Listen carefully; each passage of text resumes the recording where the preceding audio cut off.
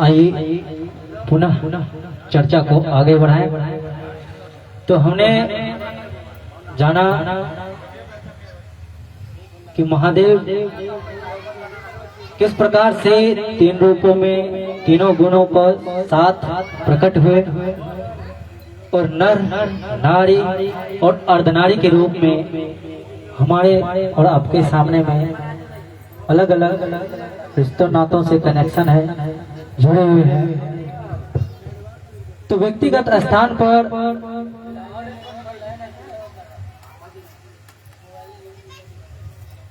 इन तीनों गुणों का कहाँ निवास है, कहाँ स्थान है और उनका प्रभाव किस प्रकार से हमारे शरीर पर, हमारे कार्यों पर, हमारे व्यक्तित्व पर पड़ता है, इस चर्चा में समझने का प्रयास करेंगे और हम अपने शब्दों में इसे रखने का प्रयास करेंगे।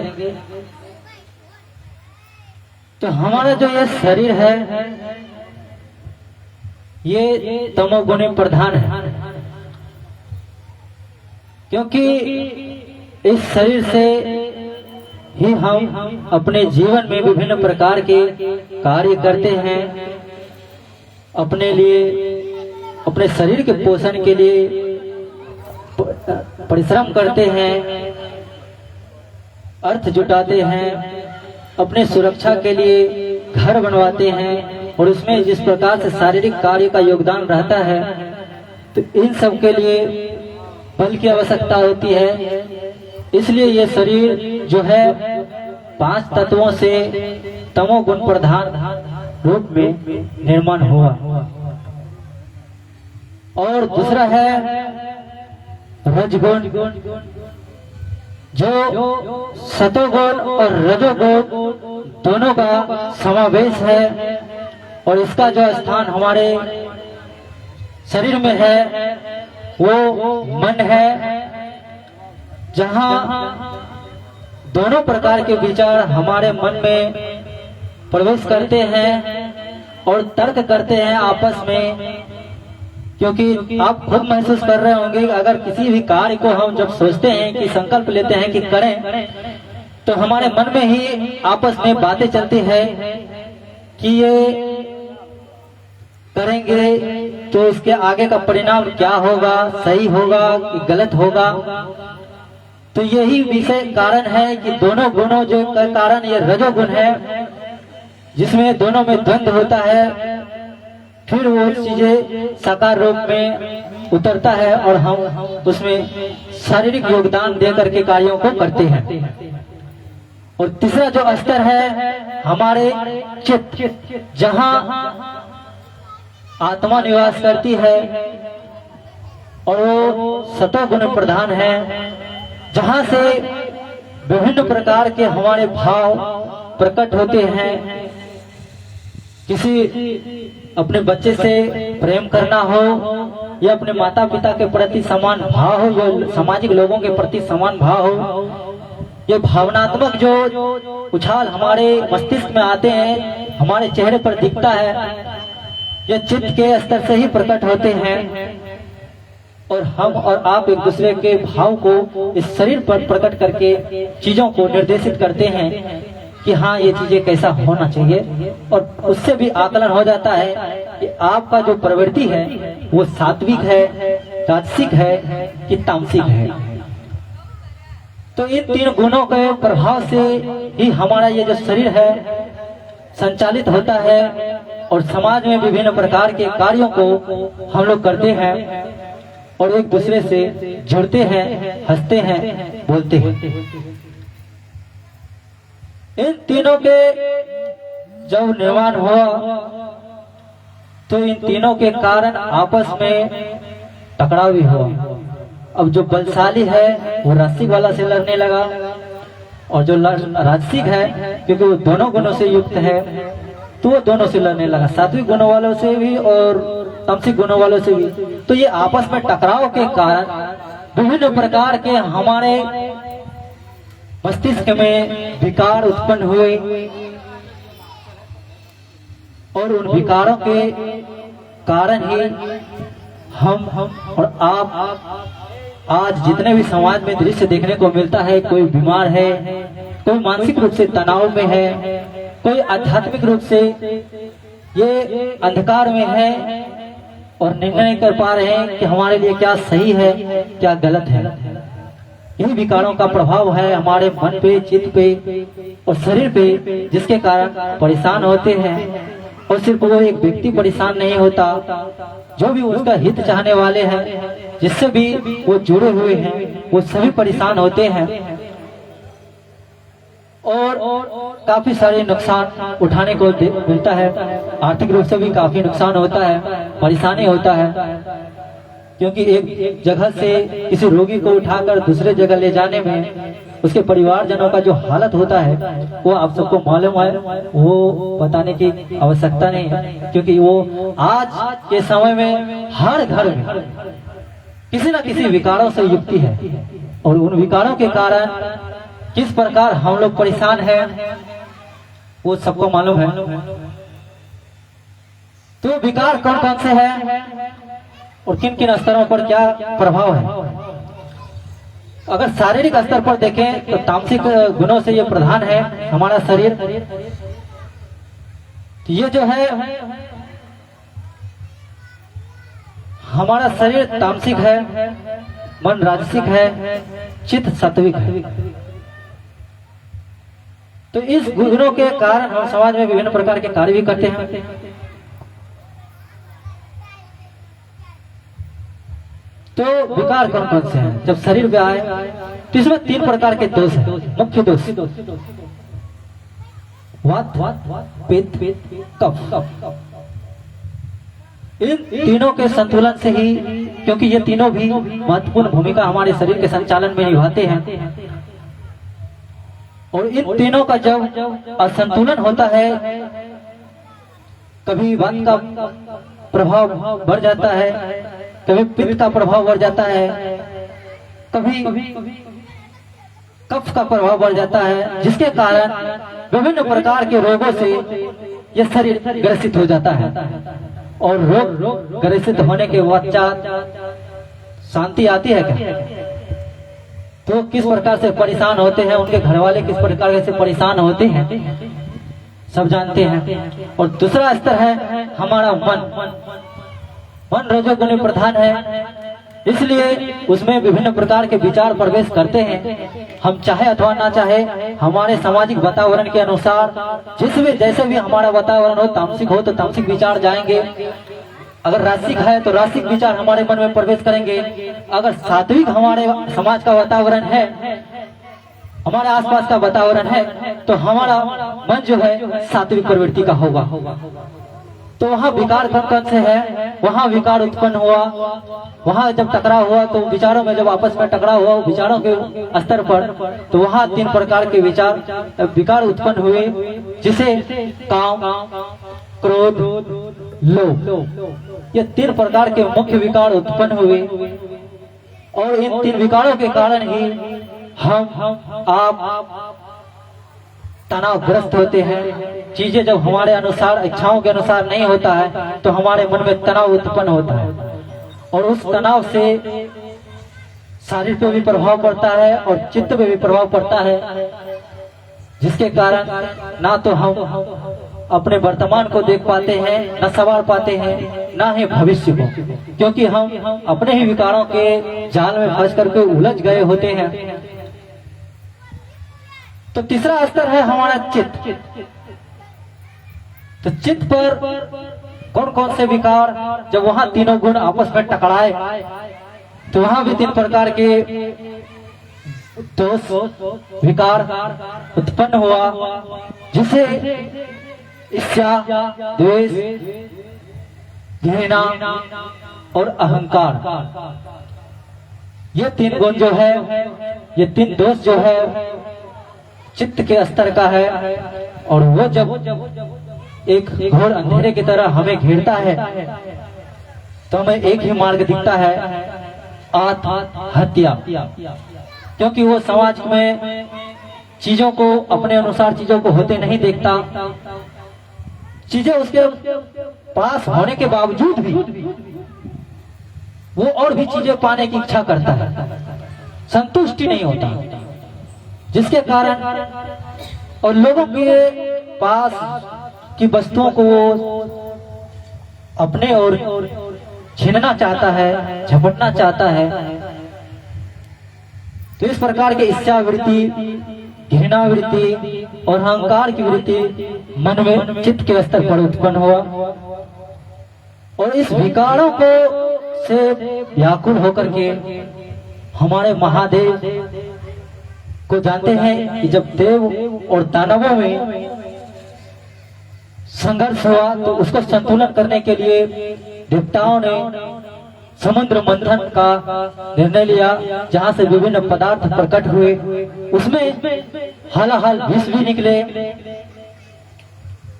जिन्हें जैसे देव और दानव दोनों कांपने लगे, क्योंकि वो इतना विषैला था, इतना भयावह था कि उसको तक पहुंचने का भी कोई साहस नहीं करता था। तो हमारे महादेव ने स्वयं आगे चल करके उस हलाहल को पान किया और देव और दानवों का दोनों का कल्याण किया और उसे हम आज नीलकंठ के नाम से जानते हैं। तो आदि काल से हमारे महादेव जो है विकारों को हरते आए। तो इसी को ध्यान में देखकर, इसी से व्याकुल होकर के महादेवों ने, माता पार्वती ने अपनी योग साधना से एक पुत्र रत्न की प्राप्ति की, जिन्हें हम श्री गणेश के नाम से जानते हैं।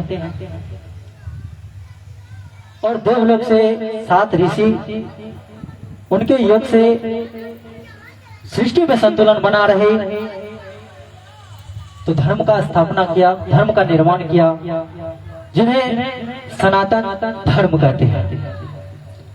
क्योंकि यहाँ तीनों गुण अलग अलग कार्यों के लिए उसका निर्माण हुआ, लेकिन दोनों के आपस में टकराव के कारण जो विकार उत्पन्न हुए, उस विकार को संतुलन में करने के लिए धर्म का स्थापना किया गया और इन्हें 3 वर्गों में विभक्त किया गया, विभाजित किया गया। और वो है विकृति धर्म, प्रकृति धर्म और संस्कृति धर्म। तमोगुण के लिए प्रकृति धर्म को स्थान दिया गया और रजोगुण के लिए प्राकृतिक धर्म, और जो सतोगुणी व्यक्ति, मानसिकता के व्यक्ति हुए, उन्हें सांस्कृतिक धर्म। तो इस प्रकार से धर्म का निर्माण हुआ और चीजों को व्यवस्थित करने का कार्य आरंभ हुआ। तो 3 प्रकार के जो विचारधारा वाले लोग आए, तो इन प्रकार के धर्मों का भी निर्माण हुआ, तो चीजें संतुलन में हुआ। तो उसके रहने के लिए आश्रम का भी निर्माण करना पड़ा, और वो 3 प्रकार के हैं। हालांकि है तो 4 प्रकार के। पहला है ब्रह्मचर्य आश्रम, दूसरा है गृहस्थ आश्रम, तीसरा है वानप्रस्थ आश्रम और चौथा है संन्यास आश्रम। तो व्यक्ति के गुणों के आधार पर, कर्मों के आधार पर उन्हें आश्रमों में नियुक्त किया गया और उसका क्रम निर्माण किया गया और तय किया गया कि अगर इन कर्मों से होकर के कोई भी इंसान अपने जीवन यापन करता है, अंत में आनंद पूर्वक जिंदगी जी करके, अपने जीवन को आनंद पूर्वक जी करके वह अंत में मुक्ति धाम पहुंचेंगे, परमार्थ की ओर बढ़ेंगे। और उसका यहाँ के अलावा भी आगे भी आने वाले काल में वो आनंदमय रहेंगे। तो इस प्रकार से हमारी व्यवस्था को, हमारी सामाजिक व्यवस्था को बनाए रखने के लिए, संतुलन में बनाए रखने के लिए, ताकि समाज कल्याण की ओर बढ़े, खुशी से जिंदगी जीवन जिए, तो धर्म का निर्माण किया गया। और आज कहीं न कहीं उसका कमी दिखने को मिलता है। और आपस में जो घर घर में कष्ट है, घर घर में जो टकराव है, घर घर में जो भटकाव है, परेशान है, ये आज उन्हीं को भूलने के कारण है, क्योंकि हमें ही अपने धर्मों का ज्ञान नहीं है। पहले बात तो हमारी प्रकृति कैसी है, तो जो है बुरी है। इन चीजों को समझना, जानना और चीजों को उसके अनुसार व्यवस्थित करना तो कोई बाहर के लोग तो आकर के करेंगे नहीं। इन्हें आप और हम सब मिलकर ही अपने घर को, अपने जीवन को, अपने समाज के व्यक्तित्व को नया रूप दे सकते हैं। और उस काल में जब चीजों को व्यवस्थित हुआ तो सभी समान रूप से एक दूसरे से प्रेम भाव से, एक दूसरे के सहयोग से जीवन यापन करने लगे और उस काल को सतयुग कहा गया। तो आइए इसके आगे भी चर्चा आगे बढ़ते रहेंगे। तो भजन भी तो होना बीच बीच में जरूरी है। तो भजन की ओर बढ़ते हैं। तो भजन सुनिए और मन को भगवान शिव की ओर ले चलिए। हर हर महादेव की जय।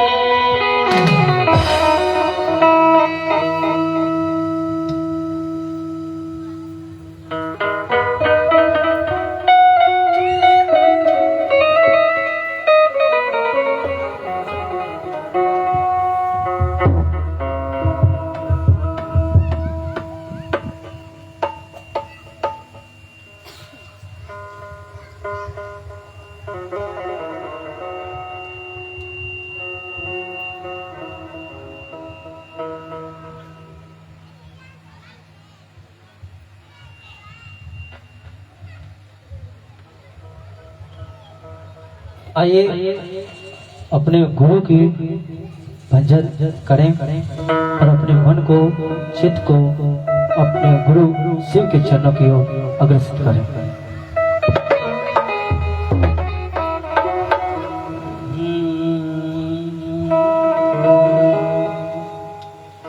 सहारा दो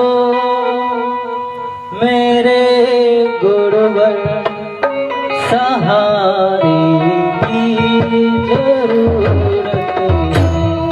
सहारा दो मेरे गुरुवर, सहारे की जरूरत है।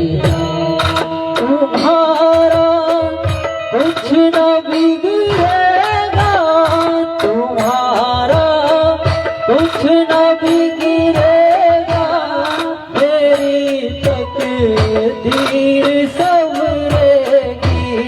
तुम्हारा कुछ न बिगड़ेगा, मेरी तकदीर संवरेगी। तुम्हारे एक नजर भर के नजारे की जरूरत है। सहारा दो मेरे गुरुवर, सहारे की जरूरत है। सहारा दो मेरे गुरुवर, सहारे की जरूरत है।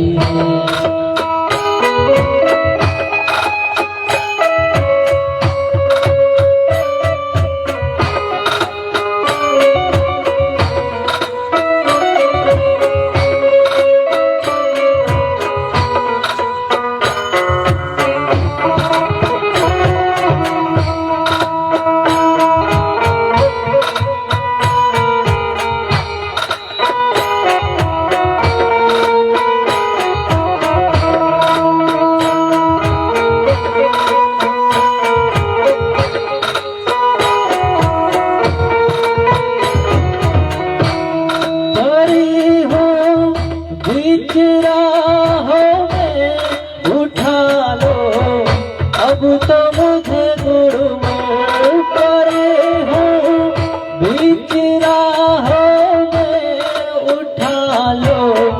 अब तो मेरे गुरुमों लगा दो, पार नैया को लगा दो, पार नैया को किनारे की जरूरत है। सहारा दो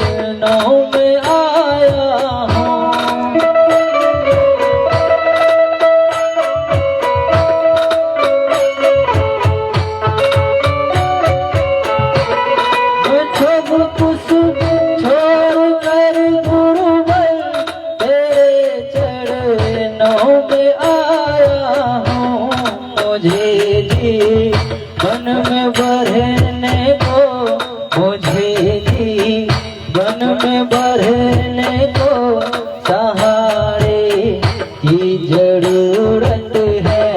सहारा दो मेरे गुरुवर, सहारे की जरूरत है।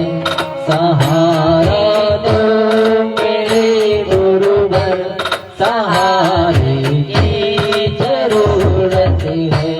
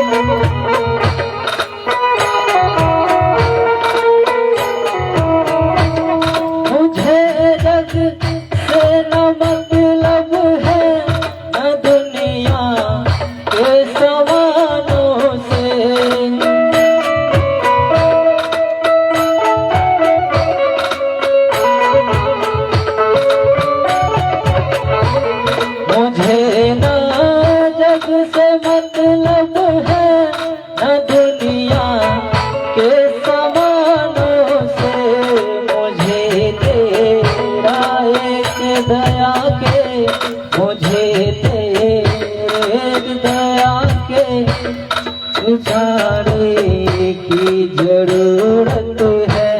सहारा दो मेरे गुरुवर, सहारे की जरूरत है।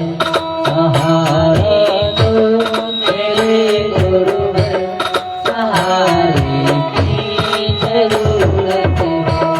सहारा दो मेरे गुरुवर, सहारे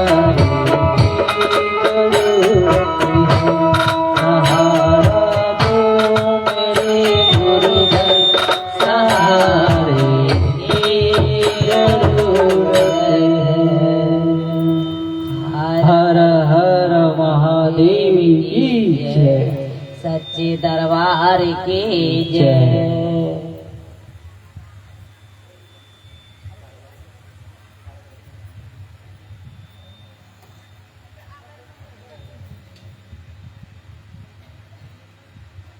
हरि शिव गुरु बैठ गेले आसनी लगाए के। शिव गुरु बैठ गेले आसनी लगाए के। अरे सब शिष्या बैठ गेले भूइया में हो जंगलवा में। हमरा लागल बड़ी डर हो जंगलवा में।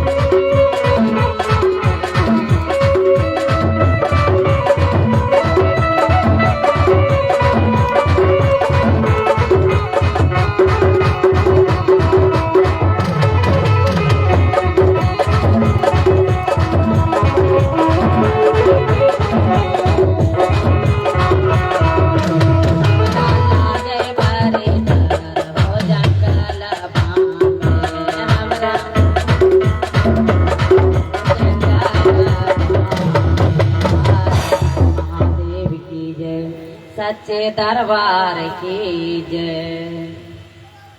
अरे नाना